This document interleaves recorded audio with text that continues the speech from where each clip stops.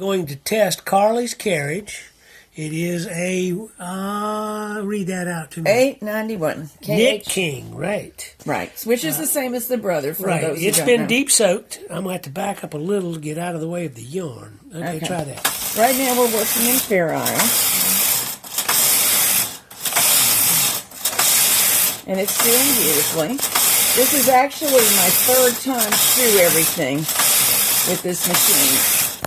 First time, I did it with my sinker plate, just to make sure that we were testing only, oops, time to get rid of the second color, since I'm not using it, to make sure that we were only testing their newly soaked carriage. Everything went beautifully, so I switched to Carly's sinker plate, and oops, right, everything did not go beautifully. Right, there was a backup on the freeway there for a minute, but what we found out was there was a foreign piece of material stuck to the magnet that had bent one of the leader pieces in there, and it was easy enough to take the pliers and straighten it back out again. So this is her carriage and her sinker plate. Right, all better. Right. This is a tuck test. I'm switching to both part buttons, same pattern, and we'll do slip.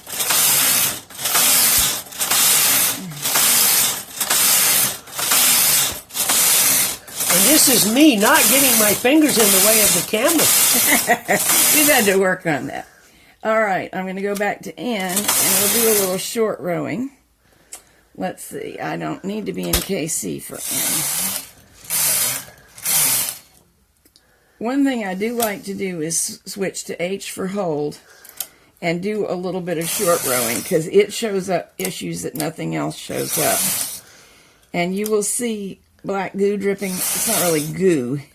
No, dripping onto my bed. Yes. This is normal after a carriage has been deep soaked for a little while. Jack will explain. Yeah, what this is where the mystery oil has treated the metal, and if there were any contaminants, including some oxidation, it'll continue to drip out until the mystery oil has it cleaned up. And believe me, I wash these things within an inch of their lives with the LPS product. You should see him. He just pours it to it.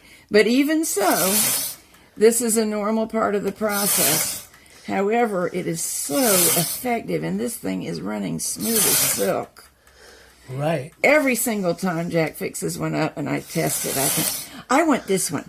But actually, they're all just as good when they're pristinely clean like this. What she really wants is me to deep soak all of her carriages. Yes, I do. And beds. Also, yeah. Mm-hmm. We would do her elbows if we thought we could find a way to deep soak them.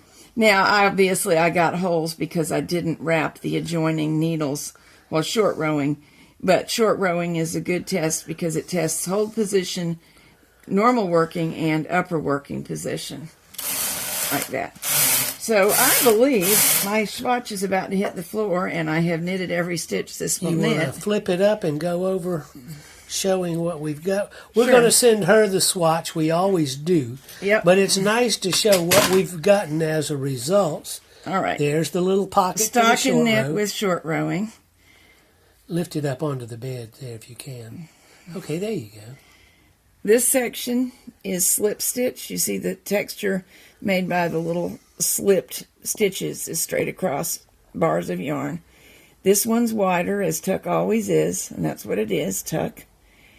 And this is the same pattern. We would normally look at this from the knit side using two colors with the MC button on. They were all using the same card, which Jack can spin the camera over to show you. I use one like this always for a test. Sometimes I don't have it repeat 2 rows. There's another one that's just like this, except for there are not 2 punched rows in a row. The reason for it is this is so symmetrical and obvious that when you glance, you don't have to look hard for flaws. Right.